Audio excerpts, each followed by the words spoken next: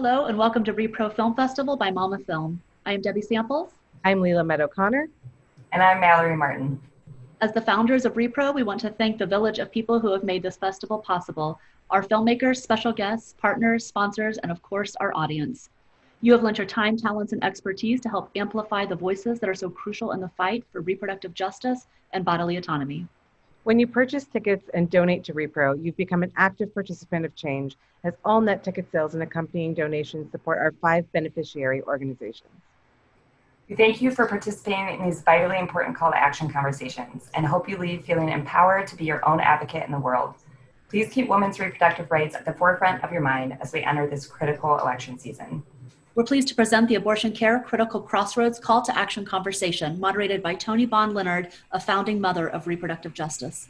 Greetings and welcome to rePRO Film Festival's Abortion Care Critical Crossroads Call to Action Conversation. A conversation that aims to counter the stigma against abortion care providers by bringing to light the critical crossroads they face during daily work at women's clinics.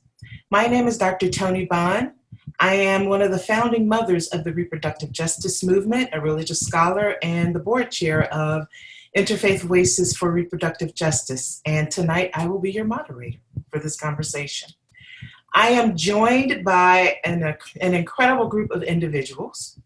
First is the director and producer of the documentary Our Bodies, Our Doctors, Jan Haaken, and Julie Burkhardt, the founder and CEO of Trust Women, and Dr. Gillian Schivone, an MD, MS, a fellow of the American Congress of Obstetricians and Gynecologists, and assistant professor of obstetrics and gynecology at the Washington University School of Medicine.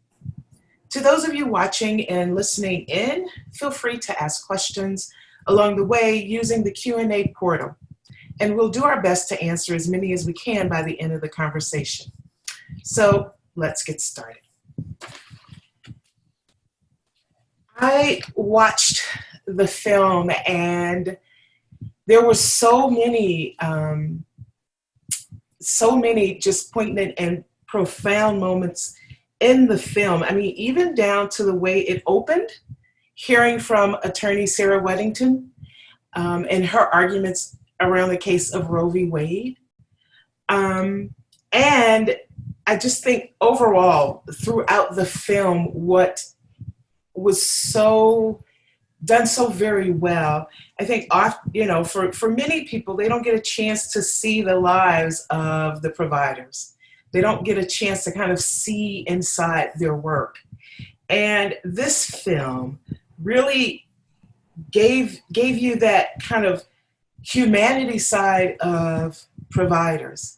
One of the providers talked about oftentimes physicians who provide abortion care are labeled as abortionists. And I think what came through loud and clear in this film was that they're not abortionists, but they're physicians who provide abortion care. And that really, I think, spoke to, that really, I think, just gave this great sense of humanity for the providers. I'd like to start with you, Jan, and just kind of, I know that was your intention, but I mean, what was your process in just kind of thinking about how you would add this, how you would show this humanity side of the providers and also the care that they provide to their patients, because that came across too. Well, thank you for that introduction. And I want to just say a little bit about how this began. It began when I was brought into a team at the University of Michigan, Ann Arbor, to do a short film for them based on their research around the world on the experiences of abortion providers and how they dealt with stigma in their own profession as well as in their communities. And I did a short film for them called Being There, about the theme of how the community and healthcare professionals depend on abortion providers being there. But in the course of making that short film, I felt there was a much larger and fascinating story to be told about people who do this work. Now, there are many good films about the barriers women face in accessing abortion, but very little on what it's like to get up every day and go into a clinic and do this work. And so I reached out to more providers in taking on this idea of a feature film. And we wanted to pull back the curtain on what still remains, even in the pro-choice movement, kind of mystified and hidden area of healthcare. And to also take up the complexity of abortion. I think in the pro-choice movement, there's been a reliance still on very simple stories and placards and kind of simplified appeals to people without taking on more of the complexity of this issue around things like later term terminations and what how providers themselves think about this work from their point of view. So, and I felt like there was a lot to be learned from providers, not only about abortion, but about the broader healthcare system, about reproductive justice. We wanted to recognize the contributions of Black feminist thought to expanding beyond pro-choice to thinking about reproductive justice, and to tell a more complex story and to dispel some of the myths that survive because it's still hidden behind a curtain in the culture, including in film culture. Julie, give your thoughts about how the film was able to give the viewer this sense of what it means to run a clinic in the midst of having, the stigma attached to it, having protesters outside the clinic every day. I thought that the scene where you had the one woman outside protesting the clinic with the sign, right? And that she was offered the opportunity to come into the clinic and see what a day in the clinic was like, and clearly didn't take advantage of that. But talk a little bit about your reaction to some of those parts of the film. Yeah, that's a great point that you make, and that in the film that was apparent. I can't tell you, we have protesters at our clinics day in and day out.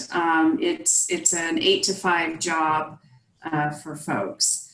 And, we've had open houses where we have invited people from the community to come into the clinics. And I always think it's a little odd that folks who stand opposed to us in our communities also then refuse to come into the clinics. And I wish that at one point that, people would take us up on that, because I would love to show people our procedure rooms, our recovery rooms, our exam rooms, where the nursing staff sits, and that, we are a bona fide medical clinic that provides abortion care. Have you ever had anyone to take you up on the offer to come and take a tour of the clinic? Take a tour of one of the clinics? It seems like it's always been, I love the choir, but it's always been people from the choir. So it's our elected officials who care about equitable policies, people from the community, maybe other leaders in the community who, care about women's and people's reproductive health care. But unfortunately, it's never been those who so vocally stand opposed to abortion and reproductive rights, health, and justice. The film also showed quite a bit around protesters who were tied to the religious community. Have you had support from progressive religious leaders in the communities where your clinics are located? Yes, we have and we do. We have support from one of our local synagogues, the Unitarian Church, more progressive mainline Christian churches. So we do have some clergy who clearly have stepped forward. And that is a place where it would be wonderful to see more robust support that I feel has faded since the 90s, maybe. But we do have some support in those areas. Mm-hmm. Toni, can I add a bit about how we thought as a team about religious influence over abortion care? I think there's a kind of smugness in the Northwest. I live in Oregon, and many of the providers are from Oregon and Washington, and there's a tendency, I think, in general, to lay a lot of the problems in the country on the South, the conservative South and its backwardness.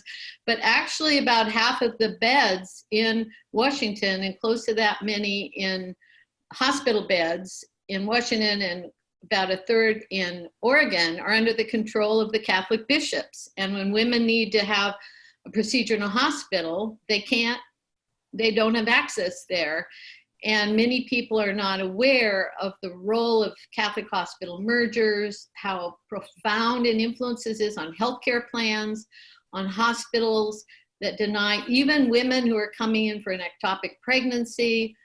Some women have died or in very serious health situations because of that lack of access. So I think for many people are familiar with kind of the crazy preachers on the streets protesting this, but not as aware of these people in suits governing Catholic hospitals and institutions that also restrict access. So that was for me an important theme to draw out in the documentary. Absolutely, and I appreciated how you all referenced the protocols from the U.S. Conference of Catholic Bishops, and kind of showed the document that most all of those hospitals are required to abide by. I'm glad you brought that up, Jan, because a lot of these hospitals are located in communities of color that also have other extenuating general health conditions. And so it really does place women who are in need of reproductive health services in really a healthcare bind, because those are the same institutions that they go to for care around diabetes and high blood pressure and heart disease. And many of those places are able to provide fairly decent care to folks in the community, except when it comes to needing reproductive health services like abortion care, contraception, if they have an ectopic pregnancy, if they have a miscarriage. So you're absolutely right. Dr. Gillian, I would like to bring you into this conversation and just kind of get your reaction, thoughts about how the film, really talked about the stigma that providers of abortion care experience, and how they were able to really, as I said, show the kind of human side of providers and what it means for you all to get up every day and go and provide this very necessary reproductive health care to people. Yeah, I loved the film, and I felt myself nodding along to a lot of the things I was seeing, especially because I work in even one of the spaces that was shown in the film. But a lot of the experiences that people relayed were familiar to me. I would say that in general, I don't feel as much stigma in my work situation. But what's really heartbreaking is when patients have absorbed that stigma. And so they are very afraid that you are like some sort of failed doctor that couldn't do anything else, or that you don't know how to do anything else. I had a patient that I was discussing her tattoo with her because she had a C-section and it would have interrupted that tattoo. And she said, "Oh, you do those too?" And I said, "Yes, I'm an OBGYN." And it's really very sad when patients are so scared to get care because they think that we're doctors that are not up to standard. Sure. There was another point in the film, Jan, where it highlighted the 72-hour consent statement and 72-hour waiting period in Oklahoma. And, I knew of it, of course.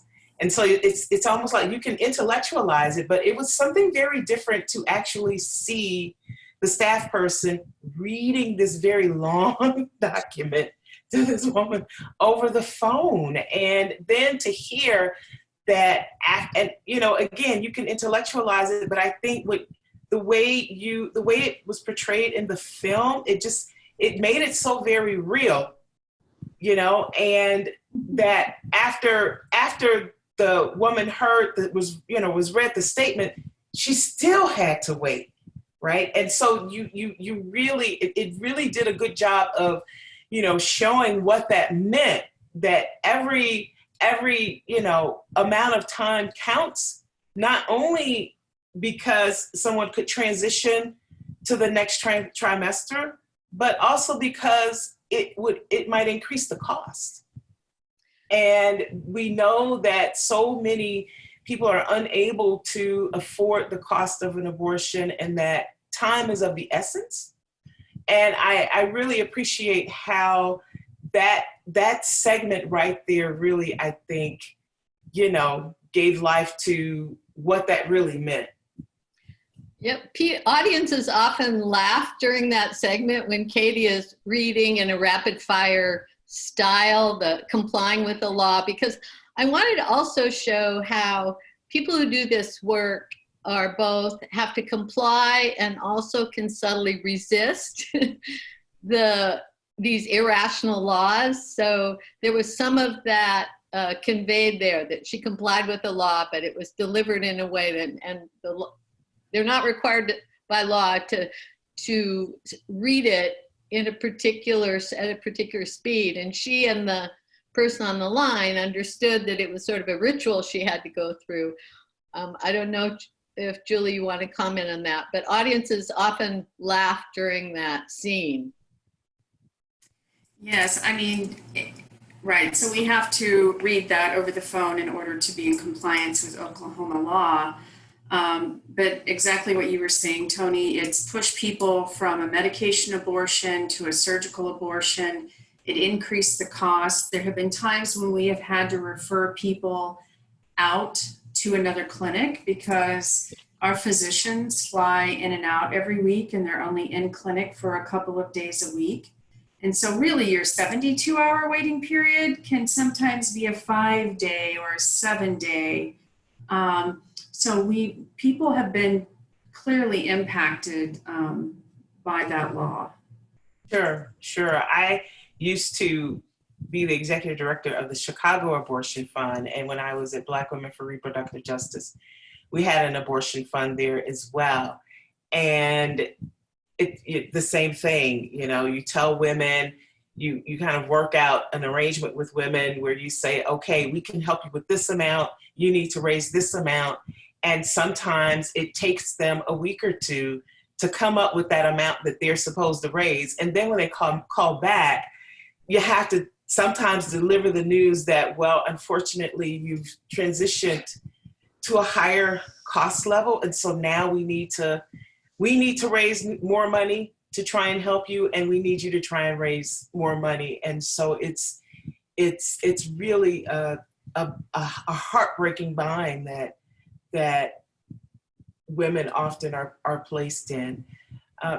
Dr. Gillian, do you want to talk a little bit about some of the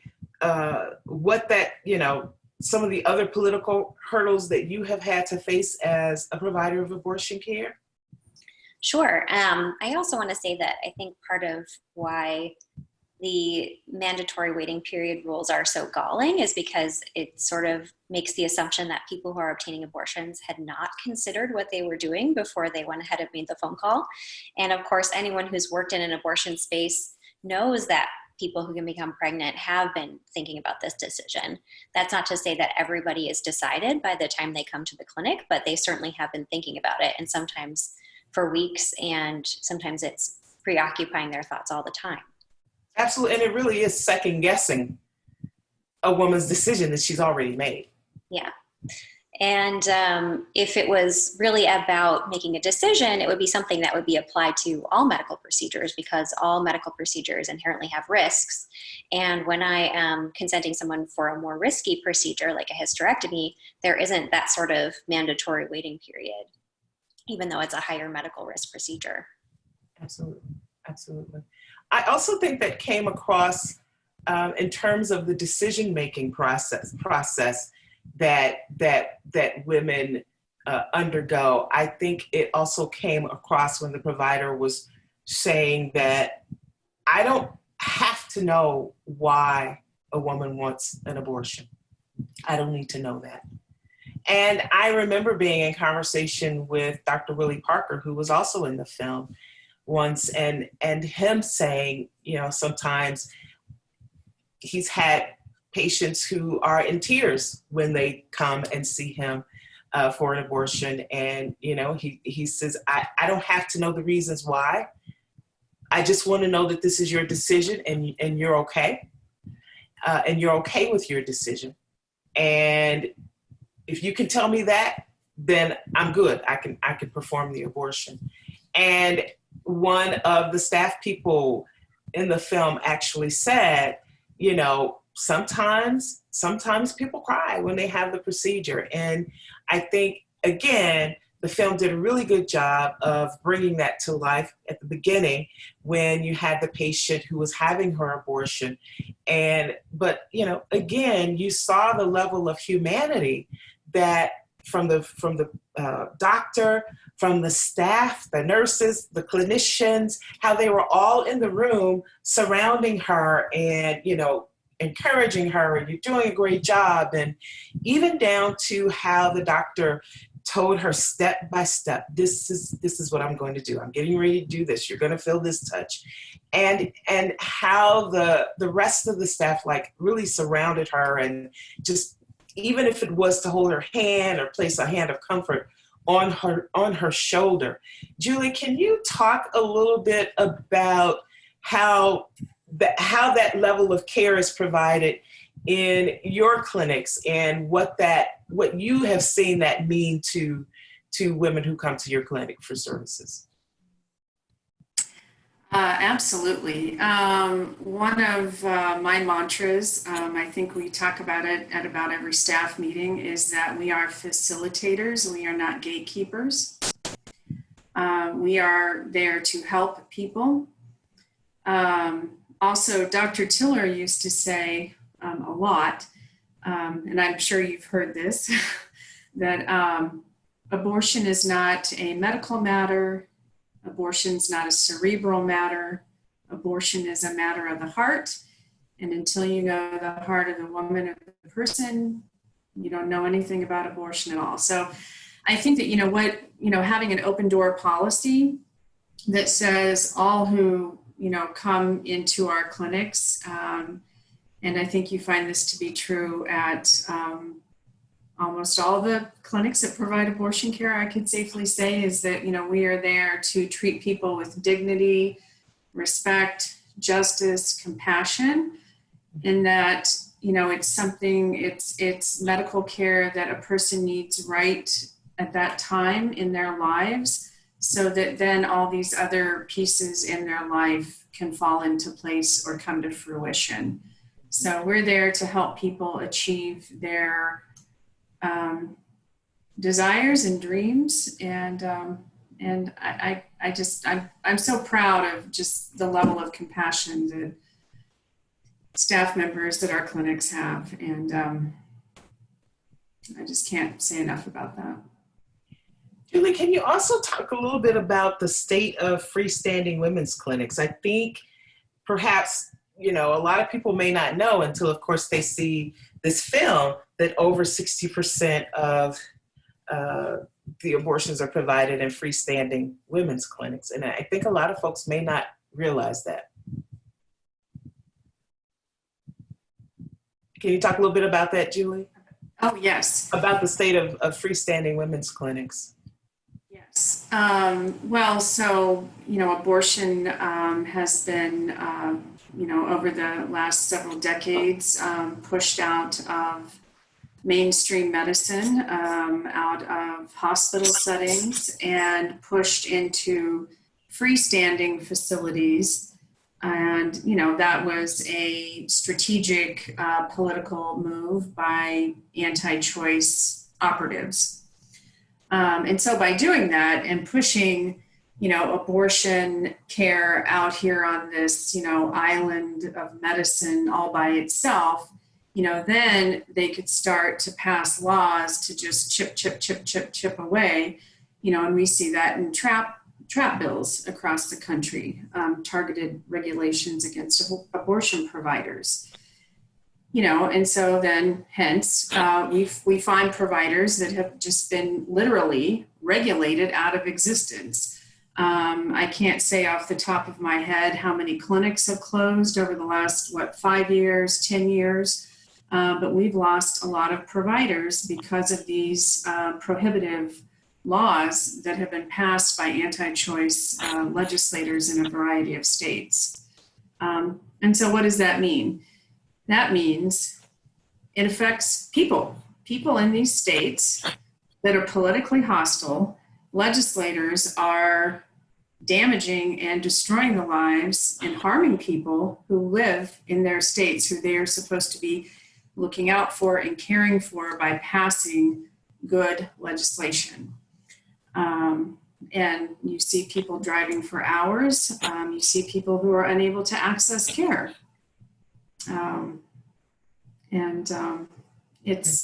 It's heartbreaking. It's heartbreaking when you see someone who's very creatively say, been able to travel 4 or 5 hours to your clinic to get care. It's heartbreaking that we don't have more providers around the country who can provide abortion care to people in their home communities. Sure. Toni, can I say a little bit about that Sure. theme in the film? I think one of the lesser known stories about the abortion rights movement is the role not only of these independent called freestanding feminist clinics in providing abortion care, but the dependency on medical centers and medical schools on these clinics. When I started this project, I was surprised how many interns and residents and fellows went to the feminist clinics in town, and they trained these providers on not only how to do abortions, but also miscarriage management. And I think there's been this distancing and disavowal within the mainstream medical centers on how much they've relied on the freestanding clinics in learning about care, that all of these doctors have to acquire skills in and credentials in. And I think, like many oppressed groups or marginalized groups, there's a disavowal of dependency on essential services. And the feminist clinics, I think, have provided essential services for the healthcare system as a whole that hasn't been acknowledged. And in the course of that training, many of these younger doctors and medical students learn kind of feminist principles of care, how you think about a whole person and how people bring their whole lives into a clinical setting. It's not just about a procedure, it's about other aspects of people's lives. So I see these clinics as setting a model for healthcare in going forward that we can learn from. Dr. Schivone, do you want to talk a little bit about, or would you mind talking a little bit about any challenges you experience with getting training and if some of your training came through feminist health centers. Yeah, absolutely. So I went through quite a bit of training to end up where I am. So sometimes it gets a little entangled in my mind, but I certainly have provided in a lot of different settings, and, Planned Parenthoods and hospitals and independent feminist clinics. And, I've learned a lot from each person who's taught me and from each patient.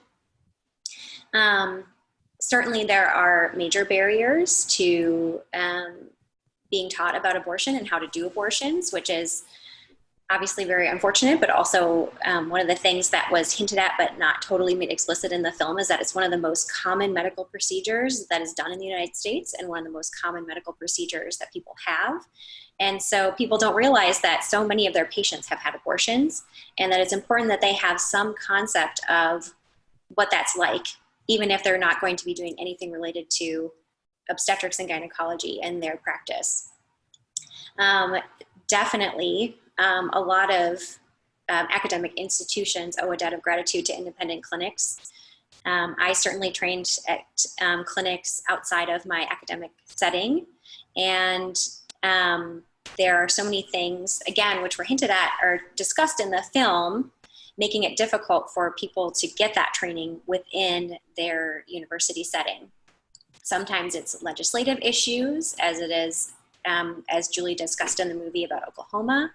Sometimes it's that hospital systems and universities just want to avoid any sort of controversy at all costs. And so places that formerly provided services in a hospital setting have been over time giving that up and moving it out into separate clinics. And it is really challenging for some trainees to access that kind of training, and they have to jump through major hoops. And if you're not really motivated to get that training, if it's an opt-out situation and it's so hard to obtain, many people aren't going to do it for practical reasons. Sure. Jan, another area that I think you all touched upon so very well in the film was the fact that at most of the, if not all of the freestanding women's clinics, they provide the full range of reproductive health services. And I love how you kind of did this reflection or this historical look back and talked about the whole feminist women's health movement and teaching women how to do self-cervical exams. It reminded me of when I lived in Chicago, and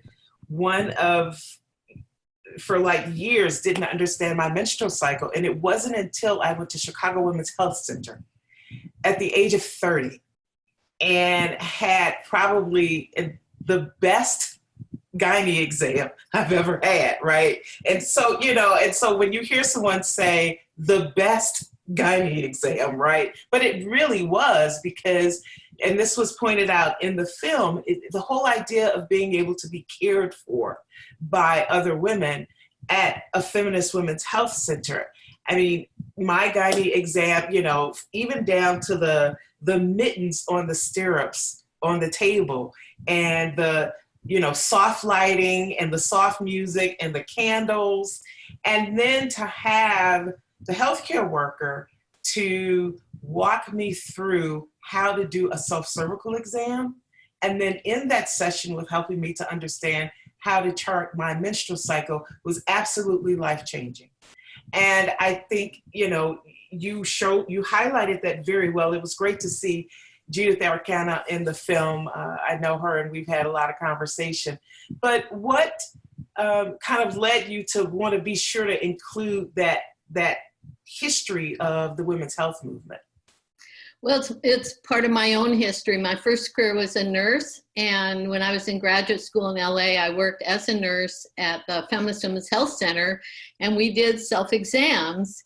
And so at that time, the abortion rights movement was part of a broader project of kind of reclaiming control and knowledge of our own bodies. I think the anti-abortion movement has really fed on anxiety about women's bodies, anxieties about kind of the messiness of life, but particularly women's bodies, and how many of us didn't know much about our bodies. And so, you know, when you're a documentary filmmaker, you can include what you want. So that part of our history, I think, was important for me to include, because it was also part of my own history in not only abortion rights, but a broader movement around reproductive rights, reproductive justice, and what it means to reclaim control over your body. Absolutely. Julie, can you talk a little bit about how your clinics kind of work to include that kind of educational piece for women around understanding their body? What kind of education do you all provide? Well, we provide options counseling if a person would like to come in and talk about their various options if they are pregnant. People can come in and, you know, talk about different contraceptive methods. Before any abortion procedures that we do, we provide consultations where we sit down and talk one-on-one with the person about the procedure, how the procedure is going to go, aftercare, contraception that they might be interested in, and just being a resource and being able to answer any questions.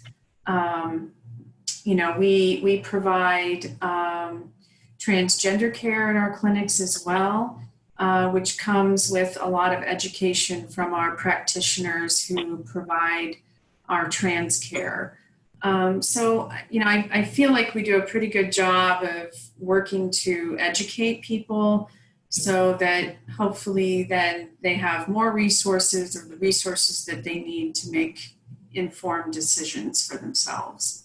Sure, thank you. Jan, we have a question from one of the viewers. I want to, and I've got some more questions myself, but I want to be sure to include a question from our viewers. So for the doctors who were arrested in the 70s, were they able to practice medicine afterwards?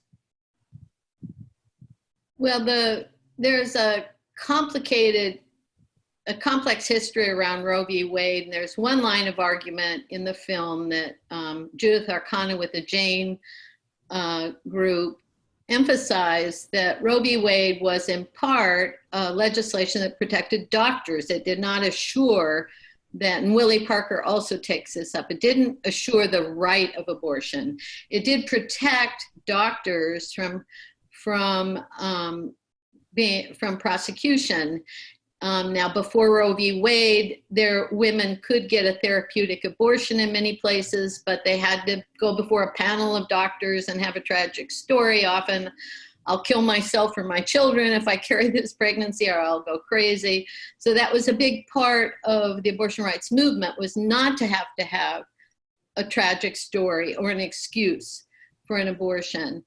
But there was a period in the 90s where the anti-abortion movement really mobilized for a range of reasons, and a number of doctors were murdered, and clinics were bombed, and providers were attacked as that movement gained hold in the 80s and 90s. I don't know if, Julie, you'd want to say anything more about that legally.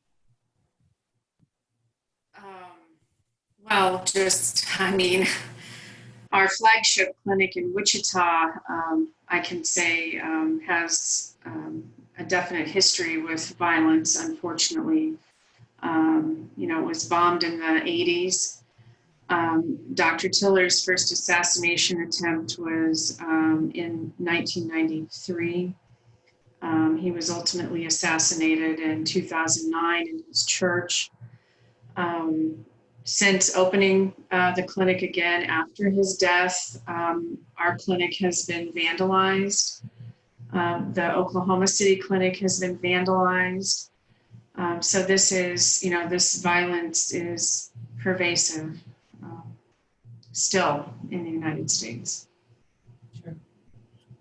What kind of support would be helpful from reproductive health rights and justice movements, from what kind of support would be helpful for freestanding women's clinics from the movements? Julie? Well, let's see. I think that, sometimes even within progressive movements, I still feel that abortion, reproductive health, access is marginalized. And I don't know if this is exactly your question, but I would love to be able to get to a point where we really have a firm understanding of the intersectionality, and abortion is part of that we have all these other factors that come into people's lives. And so I don't know what the easy answer is here, but I think maybe being able to have, more conversation, more education, so that we can have those broader areas of understanding and support. Well, and I think what you're talking about is more people that embracing the RJ framework, which is really grounded in intersectionality and understanding that, if a woman can't get her abortion, it may be due to a number of reasons. Access could be economic access, could be transportation access, could be not being able to get time off from work. All of these issues are intersecting. And so, you're absolutely right. I think the charge is for all of us to really begin to think intersectionally about how these various issues work simultaneously to impede access to safe abortion care in the full range of reproductive health services. I think it would be great if clinics would, reach out for collaboration with reproductive justice groups. I think that would be really a wonderful thing. Julie, can you talk a little bit about some of the collaborative opportunities that you've had to work with some of the RJ groups, reproductive justice groups, your clinics have had? Well, we have worked in coalition mainly with organizations in the states where we have clinics.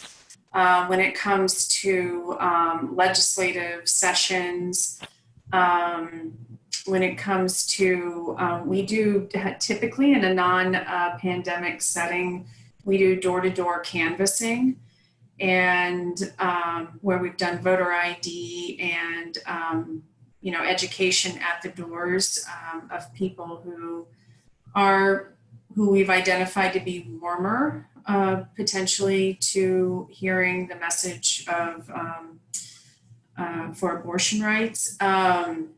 And those are two areas where we have been able to collaborate with organizations in our states where we have clinics. Sure. Thank you. Jan, this question is for you from one of the viewers. So in general, did you find that there are more clinics in the North than the South?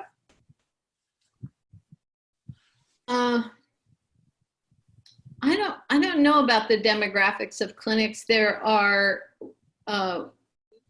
freestanding clinics, part of the national,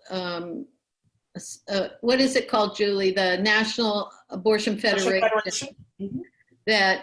And they're all over the place in a way, although struggling to survive, and many have closed down, but they're incredible places of knowledge and insight and toughness. And we have history of many of them in the Northwest, but in I think most states there are these clinics that came out of feminist principles of care, I think one fight that's really important now on the horizon is overturning the Hyde Amendment, which is terrible legislation passed by Representative Hyde in the 70s, shortly after Roe v. Wade, that denies, other than in rare circumstances, federal funding for abortions. Now here in Oregon, the state picks up that cost, but in most states, that funding is not available and directly affects poor women.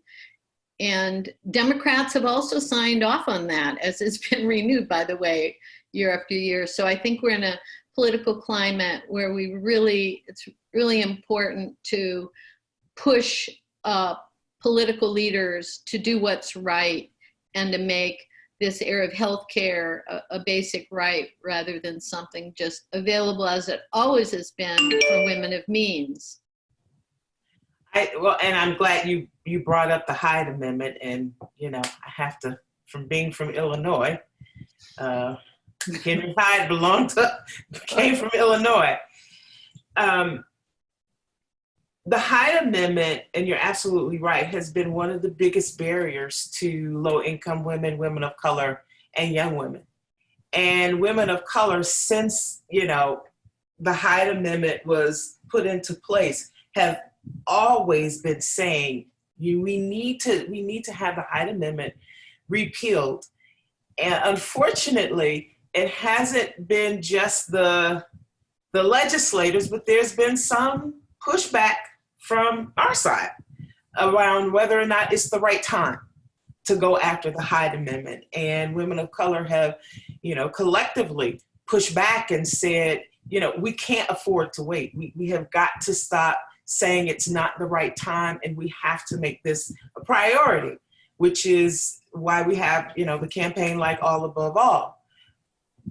But also is the reason why we saw abortion funds to grow across the country, trying to meet the financial need of women who don't have the economic resources to obtain a safe abortion. But even the abortion funds can't meet the need. So, Julie, what I'd like to hear from you is I'm sure you have a relationship with the network with some of the abortion funds, but how have you been able to, because oftentimes women just don't have the money. So how have you been able to make care accessible? You can't have this conversation without talking about Dr. Tiller, because Dr. Tiller, was all about trying to make abortion accessible. So how have you been able to incorporate some of that at your clinics? Yes, well, we have a no turnaway policy, which means that, if you need to access an abortion and you are short on funds, we are going to do what it takes to make sure you have what you need in order to access abortion care at our clinics. We have a funding coordinator who does work to coordinate funding with the funds across the United States. And then we also have our own internal house fund as well.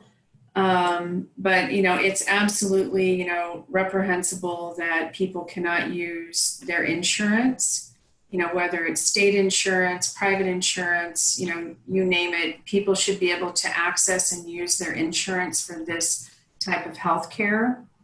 And I think it's irresponsible of people to say, well, we're okay with abortion, but, as long as the taxpayers don't have to pay for it.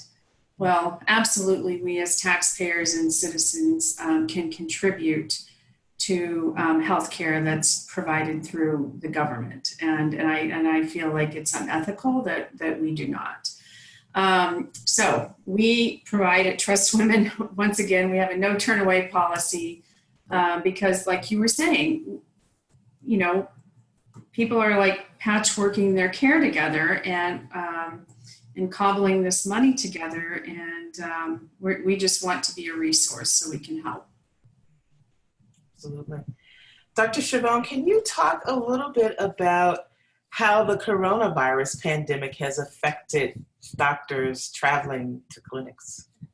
Phew, yes. So, I think it's important to remember that however hard it is for us to get to the clinics, it's usually at least 10 times harder for the patients to get there. And we certainly saw that during coronavirus with there being temporary abortion restrictions placed in states, including Oklahoma, some completely banning the ability for people to get an abortion. So we had patients traveling to Oklahoma and to Wichita from other states. And as hard as it is to access an abortion in that area of the country already, it became even more difficult. And patients had to, travel even longer distances, have even more funds, have more money for hotel and food, or, stay in their car.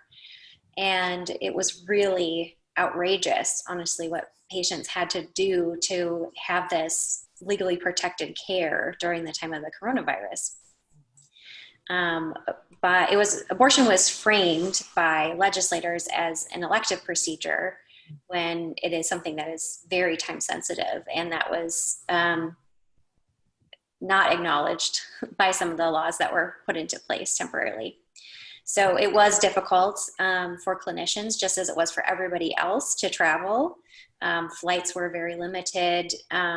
Crossing borders means you have to carry some sort of information that says that you're traveling for an essential purpose. And so Julie provided us with a letter that said that we were doing essential travel. But, our patients faced all those hurdles and more.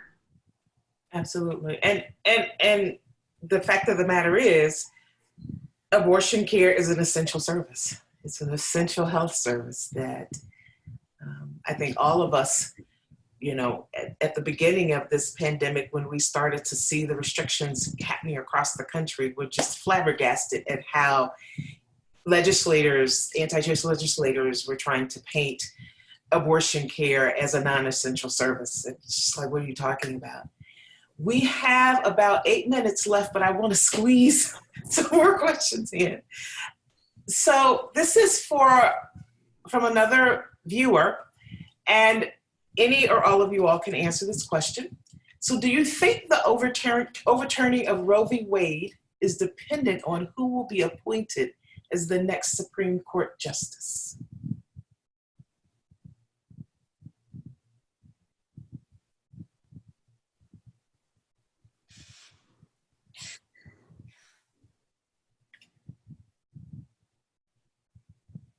What do you think? Well, I think that's a loaded question. Yeah. Jan, you were leaning in. Did you want to say something? I think it's obvious to any of us paying attention that the Supreme Court and the Constitution of the Supreme Court is critical, but I think we can become fixated on that in a way that blinds us to the importance of building a movement and recognizing that we have a lot of support on our side. And now we're at a time where healthcare is becoming more prominent, as is public health needs as a basic right. The obscene amounts of money that are made by many hospitals and the inequities in our healthcare system, where you have specialists making very high salaries and people who are involved in basic care and providing the kind of care that abortion providers do are not making the money off our healthcare systems. There's a lot of money made in our healthcare system. So I think we need to be much bolder in our demands and also support childcare and the right to bring a child into the world and have that child cared for, as well as the basic right not to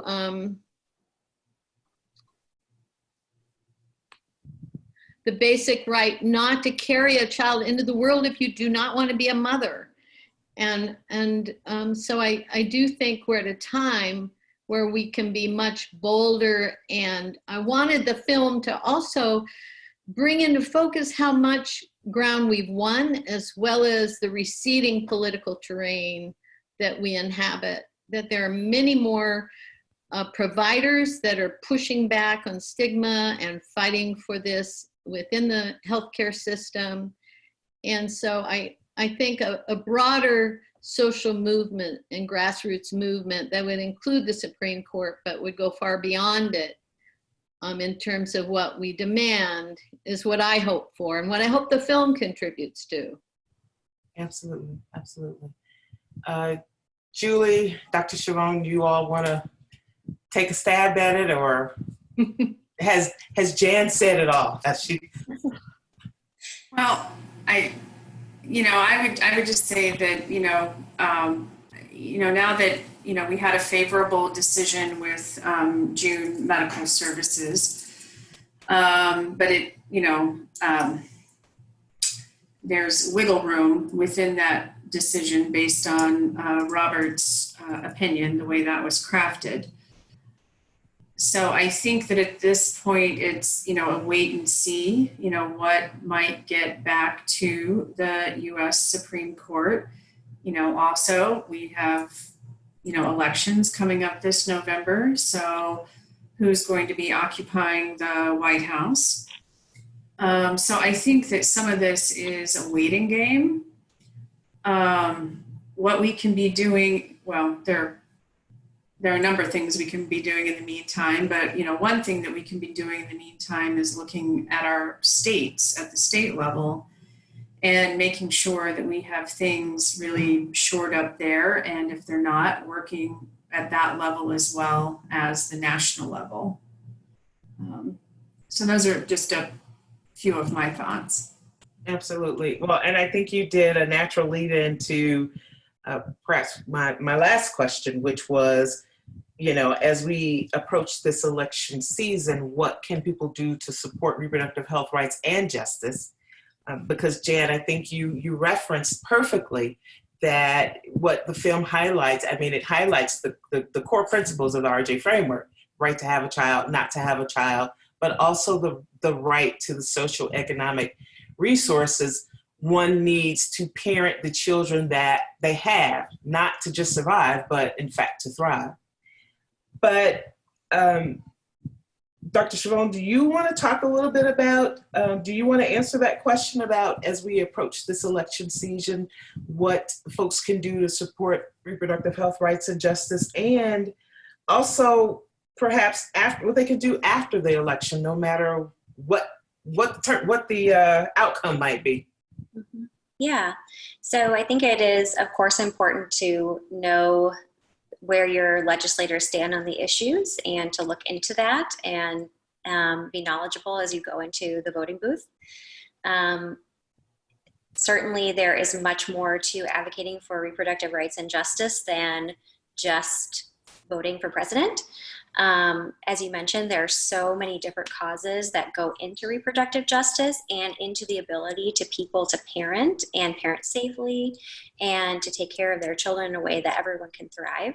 And so issues such as housing, such as healthcare equity and universal healthcare coverage are so important to advocate for as well as keeping in mind the tremendous issues of anti-racism that need to be addressed and that people are maybe thinking more about currently. There's so many different ways to get involved in your community. Honestly, every community has amazing organizations that you may just not know about. And if you start Googling or if you start asking other like-minded people, you'll find people that are doing awesome work. And you can support them in so many different ways. You can give money if you have any. You can do phone calls, you can, do whatever is helpful to those organizations to work towards those causes. Sure. Thank you. Jan, do you want to answer the question as well? I also think, I don't know if this falls into the area of what we're not supposed to talk about, but I think well, let's see. Okay, I'm a big proponent of Medicare for all, and you know, it's interesting in Canada where they've had a different healthcare system. There are religious people who are fixated on this issue and opposing abortion, but they don't get very far. And if you have a basic healthcare system and we fight for these principles, I think there's less grounds for these arch conservatives to go after women of color, minority, or marginalized people around this issue. And so I think there's a lot that's happening now that should encourage us, and that we shouldn't back away from this moment we're living in, where we're looking at what does public health mean? What does it mean to provide care for undocumented workers, as well as all of the other groups, you know, trans people, people who get shunned aside in all of these debates about healthcare, where I think many in the pro-choice movement have defended a very narrow space to fight for ground, and we should think more boldly and not be afraid of these people coming after us. And that was the spirit behind this film, is to not be afraid. And these providers aren't afraid, and that's why they chose to be part of this film. And I hope people watch the film. It is now available on video on demand. We have a distributor, and I hope that it opens up conversations, like Julie was saying, to be more comfortable talking about abortion and its complexity in the context of people's lives, and what makes it so targeted in such irrational and mean-spirited ways by conservatives. Thank you. Well, that brings us to the close of our program. I want to thank you, Jan, for this amazing film, this amazing documentary, and just the profound voice that you have given to providers of abortion care about their work and helping to reduce the stigma that's associated, not just with abortion, but also the stigma that's often associated to providers of abortion care, who are not only providing essential services, but really are really caring for humanity in very profound ways. Dr. Schivone, thank you for your work as a provider. I've long admired your work and have followed you and know of you. And so thank you for your just amazing work and the way in which you care for patients and helping to make reproductive health care accessible. And Julie, thank you. You have not only, you're not only carrying forth the work of Dr. Tiller, but you have certainly made a significant contribution to reproductive health rights and justice through the Trust Women Foundation. So, and the care that you provide, that your clinics provide. Thank you very much. I want to thank our audience for participating in this call to action conversation. If you would like to see a recap of the organizations you can support around this topic, visit Day 5 on the rePRO website. Please make plans to support rePRO Film Festival by purchasing film tickets and attending more of the rePRO Film Festival Call to Action conversations.